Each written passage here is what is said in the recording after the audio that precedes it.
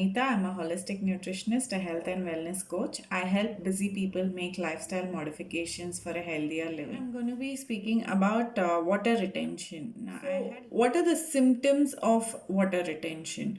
You feel heavy, you feel bloated, you feel uneasy about yourself, and every time you kind of walk or have a movement, you kind of feel you're dragging your body rather than having a free flow movement. So that is how water retention can be. Those are the symptoms of water retention, and there's also swelling associated with it. So if you put your finger on that place where there is water retention and leave it, it takes some time for the skin to bounce back.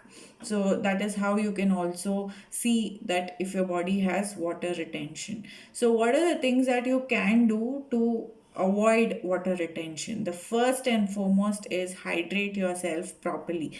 Now when I say properly, it means to say that you drink water at regular intervals instead of taking water in one shot. Okay, so everyone, the easiest thing to follow in that is every 1 hour drink a glass of water. Now this can be room temperature or a little warm water, preferably not cold water, because cold water to get into the system and then your body has to like heat it up and then utilize it is a lot of work.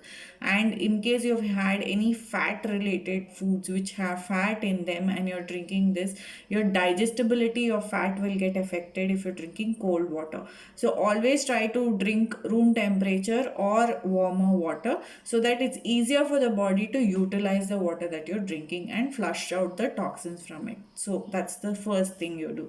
The second thing that you do is include magnesium and potassium rich foods into your diet.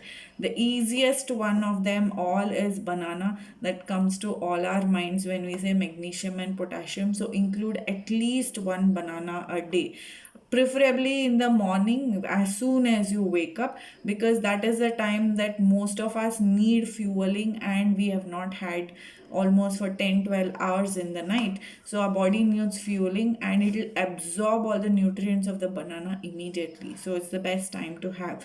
Include green leafy vegetables, if not on a regular basis, at least 3 times a week, so that your body gets enough iron content out of it, enough calcium out of it, and it also has phytonutrients and chlorophyll which help the body in improving its antioxidant capacities.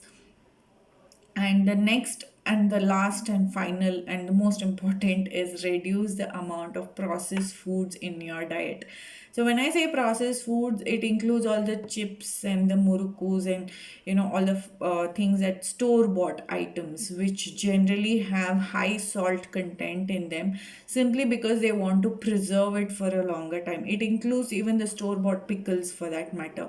So any kind of store bought food which has more salt content in it has to be avoided by you if you have a lot of water retention. Even otherwise, it's best that you avoid these things, and preferably make it at home. If you want to, if you have a craving for it, just make a little bit and eat once instead of opening a packet and eating all the time. This is a better way of eating foods that you definitely like.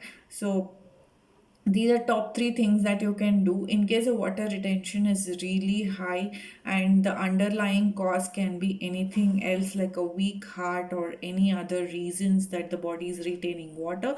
Then please consult your doctor, and they'll tell you the best way to get this out of your system.